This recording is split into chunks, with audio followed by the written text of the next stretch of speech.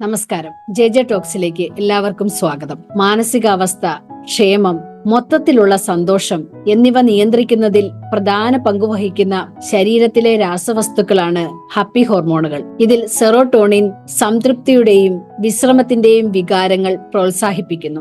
Dopamine ആകട്ടെ ആനന്ദവും പ്രതിഫലവുമായി ബന്ധപ്പെട്ടിരിക്കുന്നു. എൻഡോർഫിനുകൾ സ്വാഭാവിക വേദന സംഹാരികളായി പ്രവർത്തിക്കുകയും ഉല്ലാസമുണ്ടാക്കുകയും ചെയ്യുന്നു. ഓക്സിറ്റോസിൻ പലപ്പോഴും സ്നേഹ ഹോർമോണുകൾ എന്ന് വിളിക്കപ്പെടുന്നു.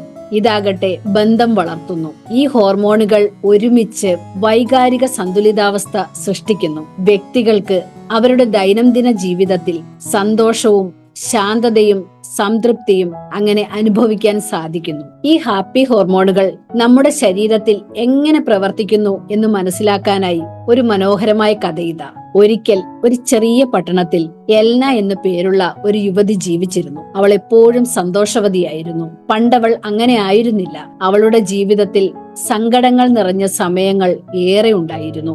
എന്നാൽ ഇപ്പോഴവൾ മനസ്സിലാക്കിയ ഒരു കാര്യം, സന്തോഷമെന്നത് പിന്തുടരേണ്ട ഒന്നല്ല, അത് തന്റെ തന്നെ ഉള്ളിലുള്ള ഹോർമോണുകളുടെ ഒരു സിംഫണിയിൽ നിന്ന് വരുന്നതാണ്. എല്ലാ ദിവസവും രാവിലെ എൽന സൂര്യന്റെ ചൂടേൽക്കാൻ പുറത്തേക്കിറങ്ങും. അവളുടെ മുഖത്ത് സൂര്യപ്രകാശം അടിക്കുമ്പോൾ അവളുടെ ശരീരം സന്തോഷത്തിന്റെ ഹോർമോണായ സെറോട്ടോണിനോട് പ്രതികരിച്ചു. അവൾ പുഞ്ചിരിച്ചുകൊണ്ട് മുത്തശ്ശിയുടെ വാക്കുകൾ ഓർത്തു. വെളിച്ചം എപ്പോഴും കയ്യെത്തും ദൂരത്ത് ഉണ്ടെന്ന് നിങ്ങളെ ഓർമ്മിപ്പിക്കുന്നതിനുള്ള പ്രകൃതിയുടെ മാർഗമാണ് സൂര്യപ്രകാശം. എൽന ഈ നിമിഷങ്ങളെ വിലമതിച്ചു. ലോകം അവൾക്കു വേണ്ടി മാത്രം പൂവണിയുന്നതായി അവൾക്ക് തോന്നി. എന്നാൽ അത് സെറോട്ടോണിൻ മാത്രമായിരുന്നില്ല. കാനന പാതയിലൂടെ അവൾ ഓടുമ്പോൾ അവളുടെ പേശികളിലെ പിരിമുറുക്കം ഓരോ ചുവടിലും പുറത്തു വരുമ്പോൾ എൻഡോർഫിനുകൾ അവളുടെ സിസ്റ്റത്തിൽ നിറഞ്ഞു. അവളുടെ ശരീരത്തിൽ ശാന്തമായ ഒരു സന്തോഷം നിറഞ്ഞു. അവളുടെ കാലുകൾ തളർന്നിട്ടുണ്ടാകാം, പക്ഷേ അവളുടെ ഹൃദയം നിറഞ്ഞതും ശരീരം ജീവനുള്ളതും ഊർജ്ജസ്വലവും ശാരീരിക സംവേദനം മാത്രമല്ല, സഹിഷ്ണുതയുടെ സംവേദനവും അനുഭവിക്കാൻ കഴിവുള്ളതുമായിരുന്നു എന്നതിന്റെ ഓർമ്മപ്പെടുത്തലായിരുന്നു മൃദുവായ ആ വേദന. ശാന്തമായ സായാഹ്നങ്ങളിൽ എൽന വീട്ടിലേക്ക് മടങ്ങുകയും അവളുടെ സോഫയിൽ ചുരുണ്ടുകൂടി കിടക്കുമ്പോൾ മുറിയിൽ ലാവൻഡറിന്റെ സുഗന്ധം നിറഞ്ഞു. അവളുടെ മടിയിൽ മൈലോ എന്ന തന്റെ കൊച്ചു പൂച്ച മൃദുവായി കുറുകിക്കൊണ്ടിരുന്നു. ഈ ആർദ്ര നിമിഷങ്ങളിലാണ് സ്നേഹ ഹോർമോണായ ഓക്സിറ്റോസിൻ അവളെ ഊഷ്മളമായി ചുറ്റിപ്പിടിച്ചത്. മൈലോയ്ക്കൊപ്പമുള്ള അവളുടെ ശബ്ദം കേൾക്കാൻ വിളിച്ച ഒരു അടുത്ത സുഹൃത്ത് പങ്കുവച്ച സാന്നിധ്യത്തിന്റെ ലാളിത്യമാണ് അവൾക്ക് ഈ ബന്ധം കൊണ്ടുവന്നത്. ജാലകത്തിന്റെ പുറത്തുള്ള ലോകം അരാജകത്വത്താൽ ചുഴലുമ്പോൾ ഈ നിശ്ചല നിമിഷങ്ങൾ ആസ്വദിക്കാൻ എൽന പഠിച്ചിരുന്നു.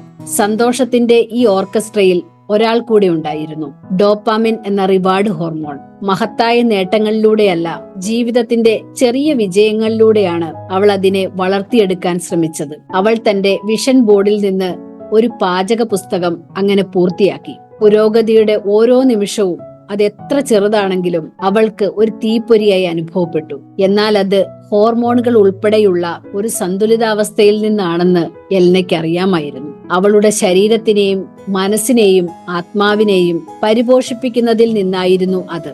അങ്ങനെ അവൾ മനസാന്നിധ്യം ശീലിച്ചു. അവളുടെ ശരീരത്തിന്റെ ആവശ്യങ്ങൾ മാനിച്ചു. ക്ഷീണിക്കുമ്പോൾ വിശ്രമിക്കാൻ പഠിച്ചു. അസ്വസ്ഥമാകുമ്പോൾ ചലിക്കാനും. അവൾ മറ്റുള്ളവരുമായി ബന്ധപ്പെട്ടു. അത് ചിരിയുടെയും സന്തോഷങ്ങളുടെയും നിമിഷങ്ങൾ തേടിയായിരുന്നു. ഒരു സായാഹ്നത്തിൽ സൂര്യാസ്തമയം കണ്ട് തന്റെ പൂമുഖത്തിരിക്കുമ്പോൾ എൽന കണ്ണുകളടച്ച് ഒരു ദീർഘശ്വാസം എടുത്തു. ആകാശത്തിന്റെ സ്വർണ്ണ നിറങ്ങൾ അവളുടെ ഉള്ളിലെ പ്രകാശത്തെ പ്രതിഫലിപ്പിച്ചു. താൻ അനുഭവിച്ച കൊടുങ്കാറ്റുകളെപ്പറ്റി അവൾ ചിന്തിച്ചു. സന്തോഷം ഒരു വിദൂര സ്വപ്നമാണെന്ന് അവൾ കരുതിയ നിമിഷങ്ങൾ ഇപ്പോൾ ഒന്നവൾ മനസ്സിലാക്കി.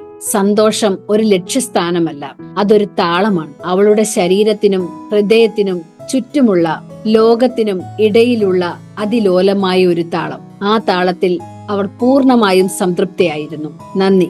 വീണ്ടും കാണാം.